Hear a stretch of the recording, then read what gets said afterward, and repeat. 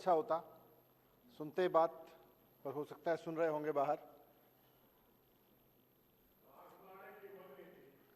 हाँ, आंख मिलाने की हिम्मत नहीं थी, इसलिए बहाने कर करके सुबह से कोई ना कोई बहाना करके उनको लग ही रहा था कि कोई ना कोई ऐसा बहाना बीच बीच में करते रहो कि अध्यक्ष को कोई ऐसा डिसीजन लेना पड़े। और आज वो स्ट्रेटेजी बना के आए थे कि बैठना नहीं है सदन में, बाहर ही जाना है। वरना अच्छा होता कि यहाँ के सवाल जवाब को थोड़ा सा सुनते। मैं थोड़ी सी बात अपने से शुरू करना चाहता हूं अध्यक्ष महोदय। आज माननीय कैलाश गहलोत जी के प्रस्ताव के संदर्भ में 19 अगस्त को सुबह सुबह जन्माष्टमी का दिन था। मैं भी परिवार के साथ में फ्रेश होकर नहा धो के पूजा पाठ करके तैयार था कि अब मंदिर जाना है। इसी बीच में किसी ने मुझे मेरे व्हाट्सएप पे न्यूयॉर्क टाइम्स का ये अखबार की कटिंग भेजी कि जी बड़ा अच्छा लग रहा है देख के, दिल्ली का एजुकेशन मॉडल दुनिया के बड़े बड़े अखबारों में छाया हुआ है। तो जन्माष्टमी की सुबह अच्छी बीत रही थी, भगवान कृष्ण का जन्म, उस पर सुबह सुबह पूजा पाठ और फिर मंदिर जाने की बात मन में चल रही थी। इसी बीच में ये खबर भी देखने को अच्छी मिली। मुझे लगा कि न्यूयॉर्क टाइम्स की एक और खबर मैंने देखी थी, तब से दिल मेरा बड़ा दुखी था कि एक तरफ न्यूयॉर्क टाइम्स में खबर छपती है, जब बहुत पहले छपी थी कोविड के दौरान, जिसमें भारत की बड़ी गंदी तस्वीर पेश की गई थी कि जी देखो भारत कोविड से ऐसे हैंडल कर रहा है। मां गंगा के किनारे किस तरह से लाशें जल रही हैं, बिना किसी परिवार के, बिना किसी जानकारी के लाशें दबा दी गई हैं। इस तरह से मैनेज करने की कोशिश की गई थी कोविड को, उसकी बड़ी गंदी छवि छपी थी। उसके बाद फिर जब ये खबर छपी तो मुझे लगा एक भारतीय होने के नाते, बात मेरा फोटो छपने की नहीं थी, बात एजुकेशन की नहीं थी, बात ये थी कि भारत की अच्छी खबर छपती है तो हर भारतीय को गर्व होता है। मुझे भी एक भारतीय होने के नाते सुबह सुबह गर्व हुआ। लेकिन मैं इस बात पे गर्व महसूस कर ही रहा था, खुशी महसूस कर ही रहा था कि 5 मिनट बाद ही, ये वाली खबर मिलने के 5 मिनट बाद ही मेरे पास में नीचे से एक आदमी आया, बोले जी सीबीआई वाले आए आपके घर पे रेड करने के लिए। तो मैंने कहा मैंने क्या कर दिया, पर वो आ गए। तब तक ऑफिसर सीबीआई के अच्छे आदमी थे, अच्छे लोग थे, पर गलत लोगों के भेजे हुए थे। तो आके उन्होंने मुझे सर्च वारंट वगैरह दिखाए, बताया जी आपके खिलाफ एफआईआर है। मैंने कहा यार मैंने तो स्कूल ही बनवाए, अभी तो तारीफ ही पढ़ रहा था कि अच्छे स्कूल हो रखे हैं। तो मैंने क्या कर दिया, ये न्यूयॉर्क टाइम्स में खबर छपने पे एफआईआर मैंने पहली बार सुनी। गलती तो वैसे यही थी कि इतना अच्छा काम कर दिया कि देश और दुनिया में तारीफ होने लगी दिल्ली की, दिल्ली के काम की, केजरीवाल जी के काम की। लेकिन फिर भी वो एफआईआर भी पढ़ी मैंने, पूरी तरह से फर्जी एफआईआर। सोर्सेज ये कह रहे हैं शायद दुनिया की किसी इन्वेस्टिंग एजेंसी द्वारा, दुनिया की किसी भी इन्वेस्टिंग एजेंसी समय समय पे दबाव में काम करती रही हैं, पर इतना दबाव बनाना किसी इन्वेस्टिगेशन एजेंसी पे कि जी कुछ है नहीं, कोई तथ्य नहीं है, बस धूल में लठ मारना है। हमारे यहाँ कहावत है धूल में लठ मारो तो थोड़ी धूल उड़ी जाती है। तो धूल में लठ चलाना है तो लिख दो सोर्स, धूल में लठ चलाना है तो लिख दो सोर्स। मतलब उसमें 4-5 एलिगेशन, सब पे source source source source source, सब जगह हमारे सूत्र कह रहे हैं। ये सूत्रों के हवाले से तो पहली एफआईआर देख रहा था मैं भी पत्रकारिता में रहा हूं, सोशल सर्कल में हूं, सरकार में हूं, थोड़ा बहुत कानूनी जानकारियां पढ़ता रहा हूं। पहली बार देखा कि मैंने कोई सूत्रों के हवाले से एफआईआर दर्ज की गई हो किसी मंत्री के, किसी आदमी के खिलाफ। क्राइम होता है तो क्राइम बताया जाता है, भाई आपके ऊपर ये आरोप है, आपने ये मर्डर किया, आपके ऊपर आरोप है आपने ये यहां से ये बोतल चुराई, आपने ये पेन चुराया, कुछ भी आरोप हो सकता है, पर आरोप है। सूत्रों के हवाले से आरोप है कि आपने पेन चुराया, सूत्रों के हवाले से आरोप है कि आपने एक बोतल चुराई। इस तरह के आरोपों की एक एफआईआर। बहरहाल अतिथि देवो भव, मैंने उनका धन्यवाद करते हुए, बिन बुलाए मेहमानों का स्वागत करते हुए मैंने कहा भाई कर लो सर्च, मेरे घर में तो कुछ है नहीं, मैं तो डरता नहीं। तो उन्होंने घर का कोना कोना छाना, चारों तरफ वो देखे उन्होंने, बेडरूम से लेके तकिया, गद्दे, चादर, बेड, मेरे बच्चों के कपड़े, परिवार के कपड़े, मेरे कपड़े, सब जगह घूमे वो, सब जगह छान छान के देखा कि क्या है। कहीं कुछ नहीं मिला। पूरा घर छान मारा, दीवारें विवारें सब देख के, अलमीरा के पीछे आगे सब देख के, कहीं लकड़ी के पीछे तो कुछ नहीं कर रखा है, उनका काम है। सब देखा, कुछ नहीं मिला। 14 घंटे तक इन्होंने रेड कराई मेरे घर में, लेकिन इनको एक पैसे की बेईमानी का कोई सबूत नहीं मिला। ये आज मैं एक पैसे की बेईमानी का सबूत नहीं मिला। ढूंढते रहे, फोन पे इंस्ट्रक्शन लेते रहे, ढूंढते रहे, कहीं कुछ नहीं मिला। फिर अंत पंत में कुछ सरकारी फाइलों के कागज रखे थे, सरकारी फाइलों के, वो सरकारी फाइलों से भी मेरे दफ्तर में भी रेड की। उसी समय जन्माष्टमी के दिन सचिवालय बंद था, वहां भी रेड की। वहां से भी वो फाइलें उठा के ले गए। एक आध फाइल मेरे घर पे रखी थी, उसको ले गए। फिर बोले जी आपका कंप्यूटर भी ले जाएंगे। फिर बोला आपका फोन भी ले जाएंगे। फिर बोले जी आपका फोन ब्लॉक भी करेंगे, आप यूज मत करना इसको। तो एनीवे अभी मैं तो, मेरा फोन भी नहीं है मेरे पास में, वो फोन नंबर भी नहीं है, व्हाट्सएप भी नहीं है, तो वो ले गए। तो मैं ये आज इस सदन के समक्ष मैं अपनी ये रेड वाली कहानी बताने नहीं आया। उससे ज्यादा गंभीर मुद्दा है। मनीष सिसोदिया के यहाँ रेड कर लो, एक बार नहीं 100 बार कर लो, पहले भी की थी, कुछ नहीं निकला। और आज भी कह रहा हूं इस सदन में बहुत जिम्मेदारी के साथ, 1000 और रेड कर लोगे, कुछ नहीं निकलेगा मेरे खिलाफ। ईमानदारी से काम करता आया हूं, एक पैसे की बेईमानी नहीं की। ये जरूर है कि सुबह उठ के स्कूलों में चला जाता था, स्कूल बनवाए हैं, टीचर्स के साथ, बच्चों के साथ बैठ के दिल्ली में पढ़ाई का माहौल बनाया है। अरविंद केजरीवाल जी से मार्गदर्शन ले लेके कि एजुकेशन कैसे आगे बढ़ाई जाए, दिल्ली की एजुकेशन को आगे बढ़ाने का काम जरूर किया है। वो अगर गुनाह है तो उसकी सजा जो भी होगी मैं भुगतने को तैयार हूं। एक पैसे की बेईमानी मैंने नहीं की है, मैं बहुत जिम्मेदारी से कह रहा हूं। और फर्जी एफआईआर है, टोटल धूल में लट चला रहे हैं बिल्कुल। 2000, अब ये जो दुनिया, असली वजह तो ये है कि ये जो दुनिया भर में तारीफ हो रही है ना, ये इन लोगों से सहन नहीं हो रही। बहुत छोटी सोच है इनकी, बहुत घटिया सोच है। अभी तक यही होता है 75 साल में कि कहीं कोई आदमी, कोई मंत्री, कोई अफसर काम करना शुरू करे और उसके खिलाफ सीबीआई लेके खड़े हो जाओ, डंडे लेके खड़े हो जाओ, उसके खिलाफ ऐसी टुच्ची पॉलिटिक्स करने लगो, घटिया सोच दिखाने लगो। ये लोग कर रहे हैं। अब आज अगर तारीफ हो रही है तो ये भी अच्छा काम कर लेते, इनकी इतनी सारी सरकारें। और मैं पिछले 7 साल के एक्सपीरियंस के आधार पर कहता हूं कि एक सीरियल किलर की तरह चुनी हुई सरकारों को मारने में जितनी ऊर्जा और जितनी मेहनत तुम लगाते हो, उससे कम मेहनत में स्कूल बन जाते हैं। एक सीरियल किलर की तरह जितनी मेहनत तुम चुनी हुई सरकारों का मर्डर करने में लगाते हो, जनता सरकार चुनती है, बड़ी उम्मीद से देखती है, भाई अब हमने बहुमत देके सरकार चुन दी, अब हमारा काम करेगी। तब तक पता चलता है सीरियल किलर आ गया। वो फिल्मों में नहीं होता है, सीरियल किलर एक के बाद एक के बाद, तो वैसे करते हैं। जितनी मेहनत इसमें लगाते हो, उससे कम मेहनत में अस्पताल बन जाते हैं, उससे कम मेहनत में लोगों का इलाज हो जाता है, उससे कम मेहनत में बच्चे पढ़ जाते हैं।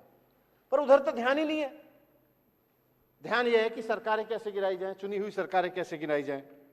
आज अगर अरविंद केजरीवाल जी की दुनिया में तारीफ हो रही है, उनकी सरकार की काम की दुनिया में तारीफ हो रही है, तो फर्जी नहीं हो रही तुम्हारी एफआईआर की तरह। एफआईआर फर्जी है, तारीफ सच्ची है। जो अरविंद केजरीवाल जी के काम की तारीफ हो रही है सारी दुनिया में, वो सच्ची हो रही है।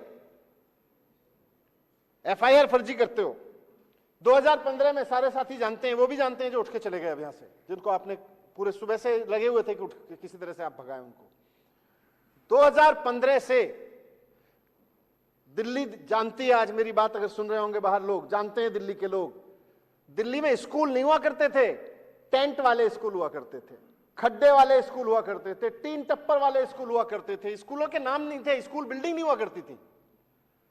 मैं बहुत जिम्मेदारी के साथ इस सदन के समक्ष रखना चाहता हूं कि आप सब भाइयों की कृपा से, बहनों की कृपा से आज दिल्ली में 700 नई स्कूल बिल्डिंग्स बनाई हैं। ये कहते हैं ना क्या बनवाया क्या बनवाया, 700 नई स्कूल बिल्डिंग्स आज केवल 2015 से लेकर आज तक खड़ी हुई हैं।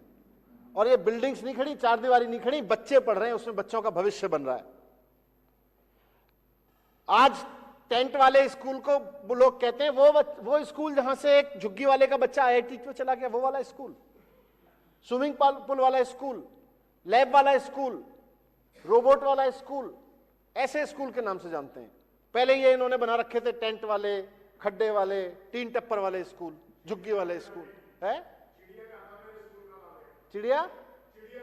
चिड़ियाघर, यही सब नाम थे स्कूलों के। आज आईआईटी वाला, आज स्कूल जानते हैं, निकालते हैं कि जी वो 32 लड़कियां जहां से सीधे एम्स में गई हैं, उसमें मेडिकल में गई हैं, वो वाला स्कूल।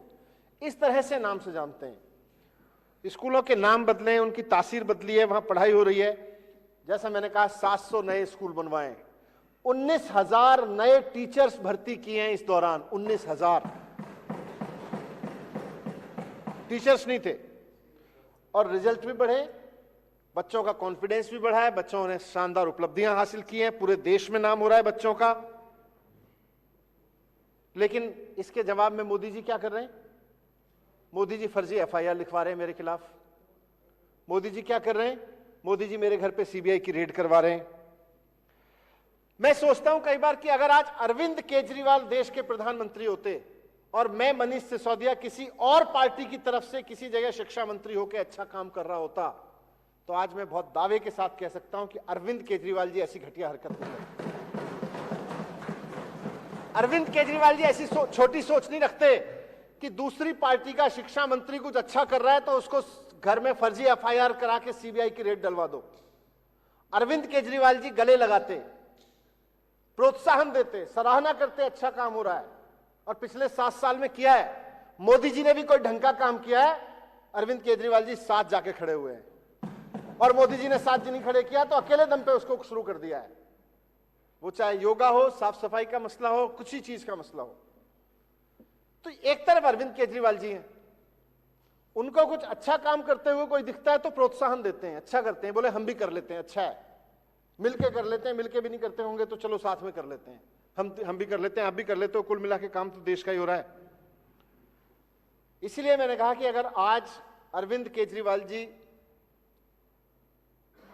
प्रधानमंत्री होते देश के और मैं किसी दूसरी पार्टी का शिक्षा मंत्री किसी राज्य में होता, तो यकीनन अरविंद केजरीवाल जी बुला के गले लगाते, प्यार से बिठाते, पूछते कैसे कर रहे हो, बोलते कि हमें भी और राज्यों में भी करना है, हमारी कई राज्यों में सरकार है, केंद्र में भी करना है, ये करते अरविंद केजरीवाल जी। मोदी जी क्या कर रहे हैं? मोदी जी फर्जी एफआईआर लिखवा रहे हैं, फर्जी पे एफआईआर लिखे जा रहे हैं। कहीं भी कोई अच्छा काम करे उनको इनसिक्योरिटी होने लगती है। इतना असुरक्षित व्यक्ति मैंने पहली बार देखा है कि सामने वाला कोई अच्छा काम करे तुरंत आदमी इनसिक्योर होने लगता, कहीं ऐसा तो नहीं है मेरी जगह ले लेगा, कहीं ऐसा तो नहीं है लोग मेरी जगह पूछने लगेंगे इसको, अरे अच्छा काम करो, उससे ज्यादा करो, उससे भी समझ के करो, उससे सोच समझ के करो। ये जो हरकत है ना कि कोई अच्छा काम करे उसको रोक दो, सीबीआई भेज दो, ईडी भेज दो, उसकी सरकार गिरा दो, ये देश के प्रधानमंत्री की बहुत घटिया सोच को प्रदर्शित करती है। ये बताती है कि हमारे प्रधानमंत्री जी की सोच कितनी छोटी है। और ऐसी घटिया सोच की वजह से ही आज एक देश के रूप में आजादी के 75 साल बाद भी हम हेल्थ में और एजुकेशन में पिछड़े हुए हैं, बहुत बुरी तरह से पिछड़े हुए हैं। ये शर्म की बात है। अगर हमारे नेताओं की ये घटिया सोच नहीं होती, हमारे नेता इस घटिया सोच से ऊपर उठ गए होते कि भाई पार्टी कोई भी हो, अच्छा काम जो नेता कर रहा है उसको बढ़ाओ और उससे सीख के हमारी पार्टी वाले भी वो करें, वो नहीं करेंगे। मैं देख रहा था कि मैं तो एजुकेशन पे काम करता रहा हूं, आज एजुकेशन में देश में, मतलब हमारे देश का हम देखें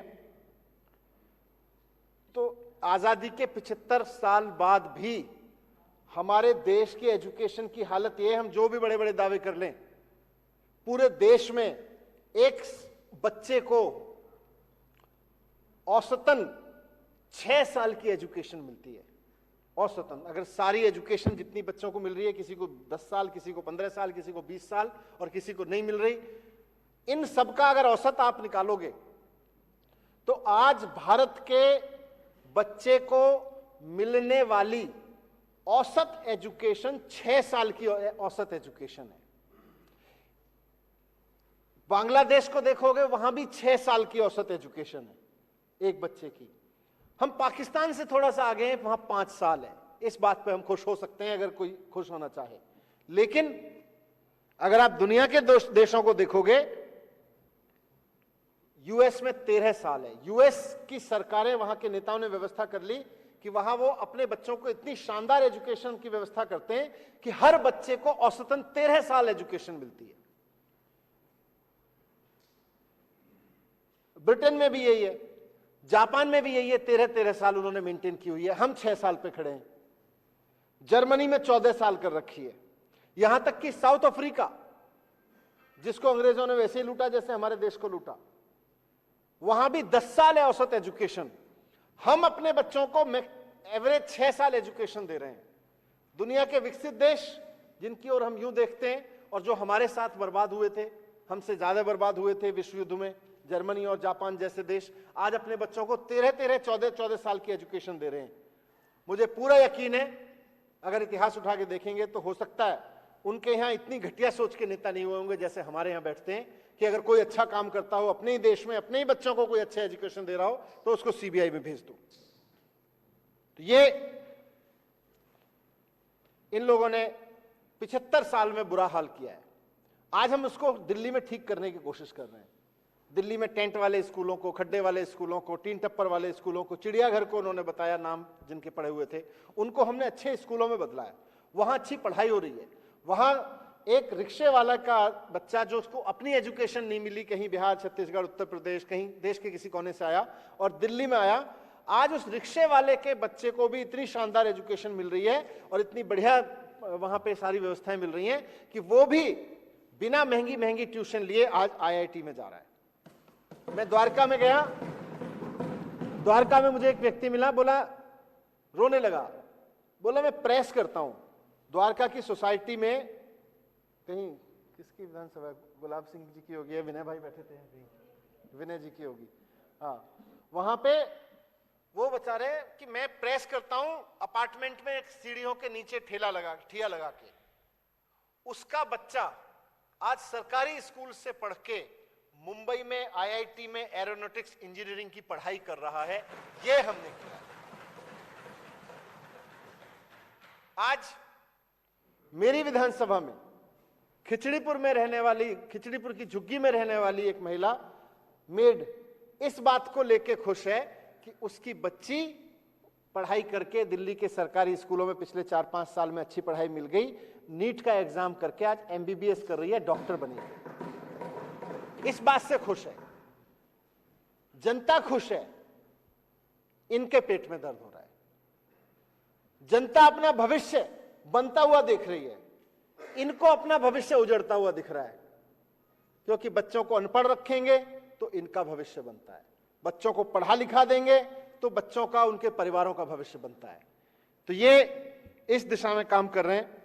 लेकिन मुझे खुशी इस बात की है अध्यक्ष महोदय कि जब इन्होंने रेड की, रेड भी एक ऐसी एफआईआर पे, जैसा मैंने कहा कि सोर्स से की हुई है, और मैं पूरा अभी एक्साइज चिल्ला रहे थे, ये शायद देश का पहला ऐसा भ्रष्टाचार का मामला उठाया जा रहा है जिसमें, और बहुत दावे के साथ कह रहा हूं, ये बहुत चला रहे हैं, सुन रहे होंगे कहीं, ये पहला ऐसा भ्रष्टाचार का मामला उठाया जा रहा है जिसमें जनता फायदे में है। दिल्ली में अगर कोई बोतल 750 रुपए की मिलती थी पुरानी एक्साइज पॉलिसी में, तो नई एक्साइज पॉलिसी में वो भी 750 की मिल रही है। अगर 450 की मिलती थी तो 450 की मिल रही है, 1000 रुपए की मिलती थी तो 1000 रुपए की मिल रही है। तो ऐसा नहीं है कि जनता के ऊपर कोई बोझ डाला गया हो। फिर जिस चीज की फीस सरकार पहले पुराने रिजीम में 10 लाख रुपए लेती थी, उसकी फीस, होलसेल की फीस हमने 5 करोड़ रुपए कर दी। तो सरकार लाइसेंसी से जिस चीज की फीस 10 लाख रुपए लेती थी, उसकी फीस हमने 5 करोड़ कर दी। दुकानों से, रिटेल की दुकानों से, जहां पहले सारा मिला के एक दुकान से 6 करोड़ रुपए मिलता था, उसको हमने 10 करोड़ कर दिया कि भाई सरकार अब 10 करोड़ लेगी। तो 10 लाख की जगह सरकार ले रही है, 5 लाख की जगह सरकार ले रही है 5 करोड़। 8 लाख 10 लाख की फीस जहां से होती थी जिन दुकानों की पहले लाइसेंस फीस, आज उनकी 10-10 करोड़ लाइसेंस फीस हो गई। एवरेज निकालोगे तो आप, और ये कह रहे हैं जी भ्रष्टाचार हो गया। जनता के ऊपर कोई बोझ नहीं। सरकार जहां से पहले 10 लाख रुपए लेती थी वहां से 5 करोड़ मिल रहे हैं, जहां से 8 लाख रुपए लेती थी वहां से आज 10 करोड़ रुपए मिल रहे हैं, और ये कह रहे हैं जी भ्रष्टाचार हो गया। ये पहला ऐसा भ्रष्टाचार है जहां जनता के ऊपर कोई बोझ नहीं डला, सरकार को कोई नुकसान नहीं हुआ, बोले भ्रष्टाचार हो गया। हवा में चल रहा है एकदम। मैंने इसीलिए कहा धूल में लठ मार रहे हैं, सारी झूठी एफआईआर कर रखी है। जब इनसे टीवी पे बैठो, ये बैठते हैं रोज, कुछ लोग इधर से भी जाते हैं उधर से भी, इनके भी बैठते हैं, पूछो कितने का भ्रष्टाचार हुआ, एक बोलेगा जी 8,000 करोड़ का हो गया, दूसरा बोलेगा जी 10,000 करोड़ का हो गया, तीसरा बोलेगा जी 1100 करोड़ का हो गया, चौथा बोलेगा जी 144 करोड़ का हो गया, पांचवा बोलेगा 150 करोड़ का हो गया। फिर बोलेंगे जी नहीं एफआईआर में तो क्या लिखा, एफआईआर में बोले जी एक कंपनी ने दूसरी कंपनी को कोई बैंक से ट्रांसफर किया, वो 1 करोड़ का भ्रष्टाचार हो गया। अरे यार पहले तय तो कर लो अपने दफ्तर में बैठ के। माना कि सीबीआई हेडक्वार्टर बीजेपी हेडक्वार्टर बन गया है, पर तय तो करके दे दो उसको कि तुम्हारे एक नेता 10,000 करोड़ कह रहे, एक 8,000 करोड़ कह रहे। सारा झूठ है अध्यक्ष महोदय, सारा। जनता के ऊपर कोई बर्डन नहीं, सरकार के ऊपर कोई बर्डन नहीं, बल्कि सरकार की फीस कई गुना बढ़ा दी गई, और ऊपर से कह रहे भ्रष्टाचार कर दिया, भ्रष्टाचार कर दिया। इन्होंने जब सीबीआई की रेड की तो उसके बाद चारों तरफ माहौल यह बनाया बस सीबीआई की रेड हो गई, ईडी की और होने वाली है। मैंने कहा सीबीआई कुछ पकड़ नहीं पाई तो भाई जिस घर में से सीबीआई कुछ नहीं ढूंढ पाई, ईडी क्या ढूंढ लेगी? हो सकता है ईडी के पास कोई और एक्सपर्टीज हो। भाई मेरे गद्दे खंगाल लिए, मेरे बेड का वो ढक्कन खोल के खंगाल लिए, मेरे कपड़े पैक करके सर्दियों के रखे हुए थे वो खोल के देख के जैकेट वापस से पैक कर दी। अब सीबीआई उसमें से कुछ नहीं ढूंढ पाई। जैकेट वाले उसी बैग में से, स्वेटर वाले, लाल स्वेटर वाला बैग है वो मेरा, लाल स्वेटर वाले बैग में से जिसमें से सीबीआई खोल के कुछ नहीं ढूंढ पाई। ईडी क्या ढूंढ लेगी मुझे समझ नहीं आया, पर बोले जी ईडी की भी रेड होगी। मैंने वो भी करवा लो भाई, ईडी की भी रेड देख लेंगे। अब ये सीबीआई की रेड और ईडी की रेड का इन्होंने इतना प्रेशर बना दिया, इतना चारों तरफ से कि बस सीबीआई तो हो गई, अभी ईडी होगी। फिर एक आदमी मेरे पास मैसेज लेके आया, बोला देखो ये सीबीआई रेड और ईडी की रेड में ना अब तुम्हें फंसाने वाले हैं। मैंने कहा फंसा तो दिया ही, फर्जी फंसा रहे हैं मुझे पता है, पर शुरू तो करी दी। बोले नहीं पूरे जिंदगी सड़ाएंगे। मैंने कहा सड़ा दें, अभी थोड़े दिन पहले ही, मैं तो 9 साल पहले एक मुकदमे से निकला हूं, फिर 9 साल झेल लूंगा, मुझे क्या दिक्कत है जब फर्जी है तो। बोले नहीं जानते नहीं हो तुम इनको, बहुत खतरनाक लोग हैं।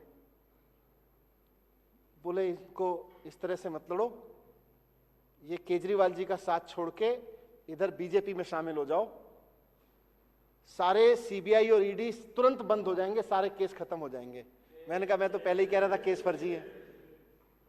भ्रष्टाचार के केस ऐसे थोड़ी बंद होते हैं, ये तो फर्जी केस ऐसे बंद होते हैं।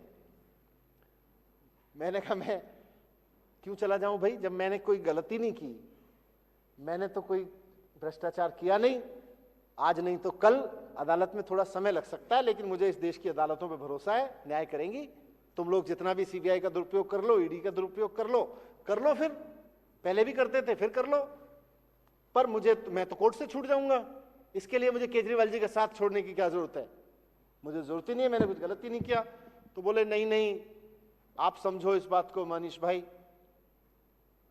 सीबीआई और ईडी के रेड तो खत्म कराने की बात है ही है, हमें भी पता है ईमानदार हो छूट जाओगे, लेकिन देखो मौका है, एक बार बात कर लो विधायक साथियों से, देख लो कितने विधायक हैं आपके साथ, मुख्यमंत्री बनवा देंगे।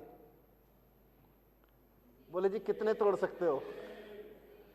मैंने कहा पहले तो मुझे खुद को तोड़ना पड़ेगा, मैं खुद टूटने को तैयार नहीं हूं, मैं अपने साथियों के बारे में क्या कहूं?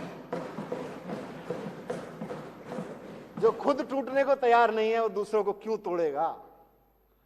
मैंने उनको कहा यार देखो मैं मुख्यमंत्री बनने नहीं आया था, मैं यहां पे ये पदों पे बैठने नहीं आया था, मैं तो अरविंद केजरीवाल जी के साथ लगा था, कुछ देश के लिए अच्छा करेंगे। सारे लोग ऐसे ही है, देश का कुछ अच्छा कर रहे हैं, चलो लग जाओ। उन्होंने कहा जी पार्टी बनानी, पार्टी बना ली। उन्होंने कहा चुनाव लड़ना है, चुनाव लड़ गए। उन्होंने कहा सरकार बनानी है, सरकार बना ली। आज खुश है हम इस बात से लेके कि भाई आज हम ऐसी सरकार में हैं जो देश में पहली बार एजुकेशन पे काम कर रही है। आज हमें गर्व है इस बात पे कि हेल्थ पे काम कर रही है, ईमानदारी से काम कर रही है। तुम्हारी सारी इनकी सीबीआई वीबीआई कहीं कुछ लाती है तो तुरंत फोटो खींचती है, देखो ये नोट की। मेरे घर से क्या निकला? कुछ नहीं निकला। अब मेरे स्वेटर की सजा के फोटो खींचते तो सीबीआई बना के उससे ईडी वाले आएंगे, उसकी ईडी बना के खींच लेंगे, एक लाल इधर रख देंगे, नीला इधर रख देंगे, हरा इधर रख देंगे, ई लिख देंगे, यही करेंगे, इससे ज्यादा क्या करेंगे? तुम कर लो, क्या करोगे? मैं यहां इन पदों पे बैठने नहीं आया, मैं आया हूं एजुकेशन बदलने। मैं आया हूं कि इस देश के हर बच्चे को, मैं आया हूं यहां पे एक सपना लेके, अध्यक्ष महोदय, बात मैं रखना चाहता हूं सदन में। मैं यहां आया हूं राजनीति में, मैंने अरविंद केजरीवाल जी का साथ इसलिए देना शुरू किया कि अरविंद केजरीवाल जी ही एकमात्र ऐसे नेता हैं जो इस बात को सच करके दिखा सकते हैं कि आज हमारे देश में 6 साल जो एवरेज एजुकेशन मिल रही है एक बच्चे को, इसको 14 साल लेके जाना है, 15 साल लेके जाना है, और ये केवल केजरीवाल जी कर सकते हैं। आज हमारे देश में जो ये एजुकेशन के नाम पे, इन सब के नाम पे प्राइवेट स्कूलों की मोटी मोटी फीस चलती है ना, इसको केवल अरविंद केजरीवाल जी रोक सकते हैं। इसलिए आया हूं मैं, और ये काम तो हम करते रहेंगे, टूटने वाले नहीं है। मैंने तो बता दिया, बाकी साथी अपना बता देंगे, क्योंकि किसी के पास कुछ मैंने सुना था, प्रेस कॉन्फ्रेंस देखी थी इन लोगों की। मैंने तो यही कहा, भाई मुझे किसी को तोड़ने से पहले खुद को तोड़ना पड़ेगा, और मैं अपने आप को तोड़ने के लिए तैयार नहीं हूं। मैं अपने आप को तोड़ने के लिए तैयार नहीं हूं, बाकी सब छोड़ दो। तो मैं जानता हूं कि ये बहुत बड़ी साजिश है। दिल्ली की चुनी हुई सरकार, दिल्ली की जनता ने जिसे इतने सम्मान के साथ, प्यार के साथ चुन के यहां इस सदन में काम करने के लिए भेजा है, उसको गिराने की बहुत बड़ी साजिश है। बहुत बड़ी साजिश इस बात की है कि दिल्ली की जनता को अनपढ़ रखा जाए। पूरे देश से जो आके झुग्गियों में, अनऑथराइज कॉलोनियों में, गरीब कॉलोनियों में आके लोग रह रहे हैं, उनके बच्चों को अनपढ़ रखा जाए, उनको पढ़ने ना दिया जाए, ताकि वो इनकी गुंडागिरी के काम आ सकें। अगर वो पढ़ लिख गए तो इनकी गुंडागिरी के काम नहीं आएंगे। मैं सदन का बहुत आभार व्यक्त करता हूं कि मुझे ध्यान से सुना। बहुत इंपॉर्टेंट विषय है। मुझे उम्मीद है कि सदन यहां से पूरे दिल्ली के लोगों को एक भरोसा देगा, और मैं अरविंद केजरीवाल जी की तरफ से, अपनी तरफ से दिल्ली के लोगों को भरोसा देता हूं कि आपके वोट की ताकत से आए हैं, आपने हमें खरीद लिया, अब दुनिया की कोई ताकत हमें खरीद नहीं सकती। बहुत बहुत धन्यवाद। ऋतुराज झा जी।